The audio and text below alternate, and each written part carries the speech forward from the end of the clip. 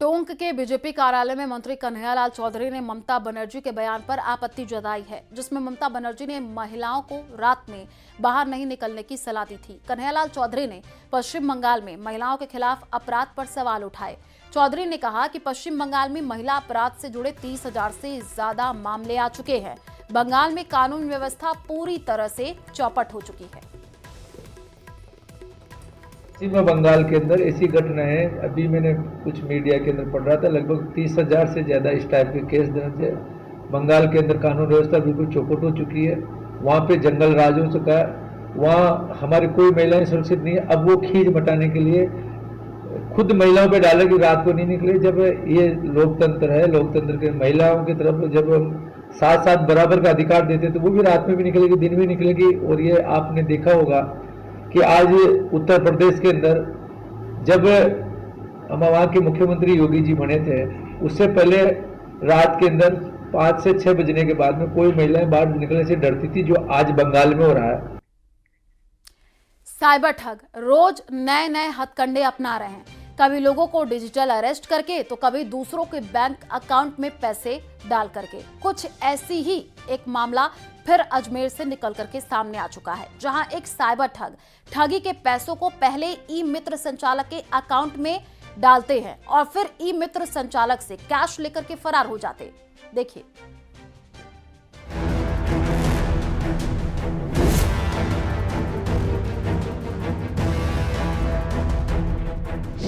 ई मित्र के जरिए ठगी का बड़ा खुलासा। एक ठग गिरफ्तार, दूसरा मौके से फरार।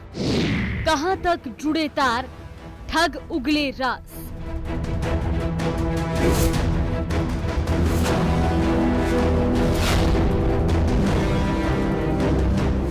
अजमेर में साइबर ठग उस वक्त ई मित्र संचालक के हद पे चढ़ गया जब वो ठगी का पैसा लेने ई मित्र संचालक की दुकान पर पहुंचा। अजमेर में साइबर ठगी के अलग अलग मामले सामने आ रहे हैं। बदमाश अलग अलग तरीकों से साइबर ठगी की वारदात को अंजाम देते हैं और अलग अलग अकाउंट में पैसे डलवाकर उसे ई मित्र के माध्यम से निकालने की कार्रवाई कर रहे हैं। ऐसा ही एक मामला फाइसागर रोड के ई मित्र संचालक के पास आया और उसका अकाउंट फ्रीज होने के बाद उसने इस मामले की पड़ताल की तो सामने आया कि एक हिमांशु नाम का लड़का उसके अकाउंट से पैसे निकाल रहा था और करीब 10 लाख की रकम उसने पिछले कुछ दिनों में और महीनों में निकाल ली थी। दरअसल मामला फाइसागर रोड चामुंडा चौराहे का है, जहां ई मित्र संचालक सुंदर सिंह के खाते से पिछले कुछ महीने में किश्तों में लगभग 10 लाख रुपए निकाल ली गई। ठग ई मित्र संचालक के खाते में साइबर फ्रॉड की रकम डालते थे और फिर ई मित्र से कैश लेकर फरार हो जाते थे। लेकिन जैसे ही साइबर सेल की नजर इन संदिग्ध ट्रांजैक्शंस पर पड़ी तो खाता फ्रीज कर दिया गया, जिससे ई मित्र संचालक को साइबर ठगी की शक हुआ। इसी दौरान आरोपी युवक दोबारा पैसे लेने पहुंचा। वैसे ही ई मित्र संचालक ने स्थानीय लोगों की मदद से एक साइबर ठग को पकड़ लिया, जबकि उसका दूसरा साथी भागने में कामयाब रहा। ये मतलब ई मित्र से कैश निकलवाते थे और दूसरे अकाउंटों में पैसे डाल करके और कैश लेके जाते थे हमारे से। लेकिन ये अकाउंट, ये इनके पास जो पेमेंट आता था ये हमारे को पता नहीं कहाँ से आता था। जब हमारे अकाउंट फ्रीज होने लगे, जब हमको पता चला कि इनके ये धोखाधड़ी का काम है, साइबर क्राइम के थ्रू इनकी रिपोर्ट हुई है। फिर कितना पैसा निकाल के ले गए आपके यहाँ से? ये कभी 50,000 रुपए लिए, कभी 20,000 रुपए लिए, कभी 70,000 रुपए लिए, कभी 99,000 रुपए लिए, कभी इन्होंने 2 लाख रुपए भी लिए। फिलहाल हरिभाव उपाध्याय नगर पुलिस पकड़े गए आरोपी हिमांशु से पूछताछ कर रही है और इस पूरे साइबर ठगी गिरोह की कड़ियों को जोड़ने में जुट गई है। युवक ने स्वयं को वैशाली नगर का रहने वाला हिमांशु और फरार साथी का नाम नमन ओझा बताया है।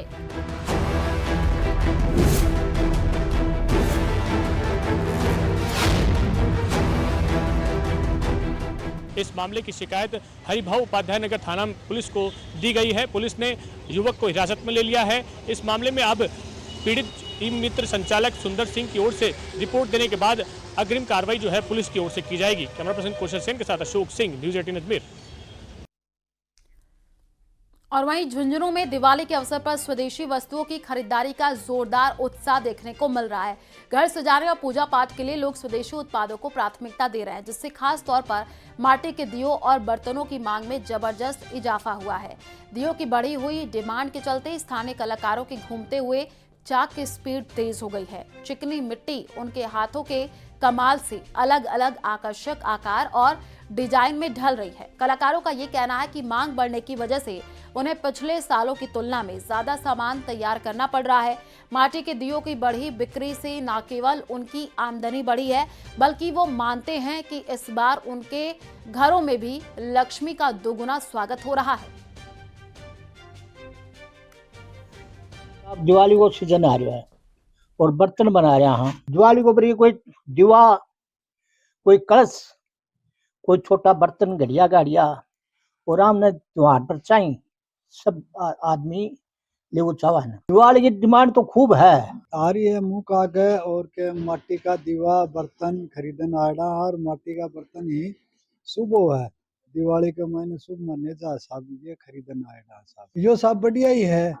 दीवा कना शुरू से ही मानता ही आ रहे हैं साहब, माटी का बर्तन शुभ है दिवाली के ऊपर। विश्व प्रसिद्ध ऐतिहासिक चित्तौड़गढ़ दुर्ग इन दिनों जिला प्रशासन और पुरातत्व विभाग की उदासीनता के कारण बदहाली का शिकार हो रहा है। दुर्ग तक जाने वाला मार्ग पूरी तरीके से क्षतिग्रस्त हो चुका है, जिससे पर्यटकों और आम लोगों को भारी परेशानी हो रही है। ये मार्ग पिछले करीब 6 महीने से क्षतिग्रस्त है, जिसके कारण आए दिन छोटे बड़े हादसे हो रहे हैं। ये हालात पर्यटकों के लिए खतरनाक साबित हो रहे हैं। जिला प्रशासन को कई बार इस मामले की जानकारी देने के बाद इसका जिम्मा नगर विकास न्यास यानी यूआईटी को सौंपा गया, लेकिन यूआईटी अधिकारियों की लापरवाही के कारण सड़क की हालत और खराब हो गई है। सड़क बनाने के बजाय उसे और ज्यादा खोद दिया गया, जिससे कई चौपहिया और दोपहिया वाहन दुर्घटना का शिकार हो रहे हैं।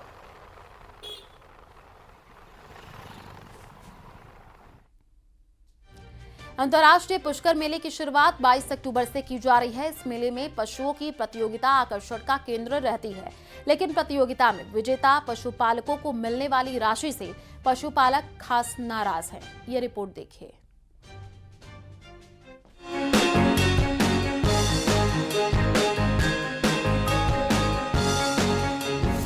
अंतर्राष्ट्रीय पुष्कर मेले में अब कुछ ही दिन बचे हैं। 22 अक्टूबर से मेले की शुरुआत होने जा रही है। मेले में पशुओं की प्रतियोगिता आकर्षण का केंद्र रहती है, लेकिन इस बार पशुपालक विजेताओं को मिलने वाली राशि से खुश नहीं हैं। पशुपालकों ने ये राशि बढ़ाने की मांग की और इसके पीछे अन्य राज्यों का भी उदाहरण दिया गया। मांग विजेता पशुपालकों को मिलने वाली राशि बढ़ाई जाए। अभी विजेताओं को 2100 और 1100 की राशि दी जाती है। सालों बाद 2010 में इनाम की राशि 2100 की गई थी।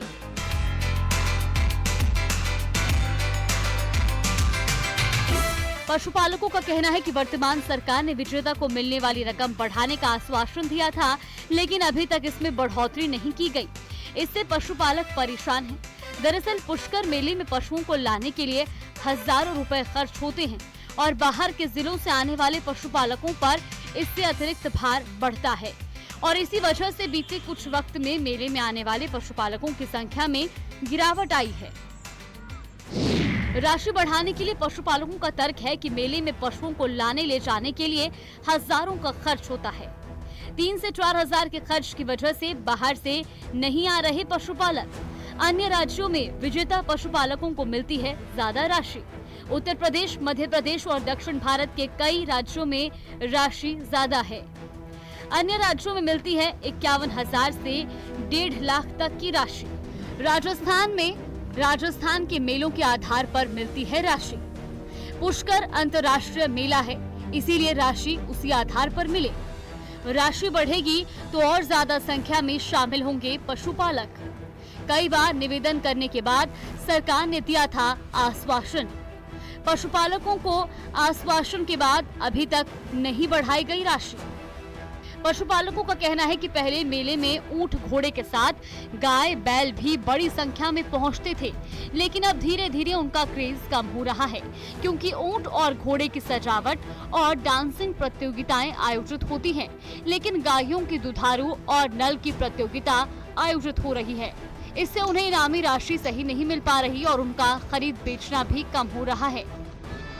केवल राजस्थान में एक ही पुष्कर मेला ऐसा है जिसमें मिल्किंग कंपटीशन होता है, बाकी किसी मेले में नहीं होता। तो अगर मिल्किंग कंपटीशन होता है, अंतर्राष्ट्रीय पुष्कर मेला है, तो फिर इसको दूसरे मेले से कंपैरिजन नहीं करना चाहिए। हमारा सरकार से ये अनुरोध है कि भाई अगर पूरे राजस्थान में एक मिल्किंग कंपटीशन हो रहा है तो उसमें फिर अंतर्राष्ट्रीय मेला है। हमारा प्रशासन से अनुरोध है कि इस प्रकार ये अगर राशियों में और इतना जब करोड़ों रुपए मेले के ऊपर सरकार खर्च करती है, हम लाखों के पशु लाते हैं, एक आकर्षण रहता है मेले का, और उस आकर्षण के लिए हमारी ये सोच है कि जब हम लाखों रुपए खर्च करते हैं तो सरकार को मिनिमम 21 और 31 हज़ार का प्राइस तो रखना ही चाहिए, जिससे ये क्या है कि एक प्राइस की कोई वैल्यूएशन नहीं होती, चाहे 1 रुपये हो, पर उसको थोड़ा उत्साहवर्धन होता है कि भाई मुझे 21 और 31 हज़ार रुपये का प्राइस मिलेगा तो मेरा कुछ खर्चा वहन होगा। पशुपालक संघ का कहना है कि मेले के आयोजन में सरकार हजारों रुपए खर्च करती है, लेकिन इनाम की राशि में पशुपालक नाराज हैं।